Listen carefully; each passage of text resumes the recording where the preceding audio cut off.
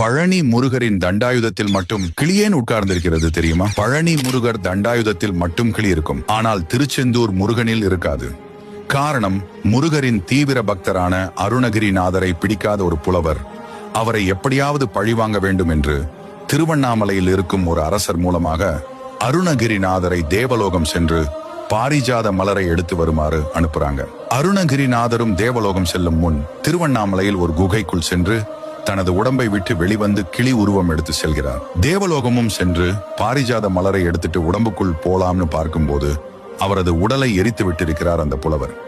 இனி என்ன செய்ய போகிறேன் என்று தெரியாமல் இருந்த அவருக்கு காட்சியளித்த முருகர், இந்த சாதாரண உடம்புக்கு வருத்தம் அடைகிறாய், கவலைப்படாதே, உன்னை இந்த கிளியின் ரூபமாகவே எப்போதும் என் தண்டாயுதத்தில் வைத்துக் கொள்கிறேன் என்றார். இதனால் தான் அருணகிரிநாதரை கிளி உருவமாக கூடவே வைத்துள்ளார் பழனி முருகன்.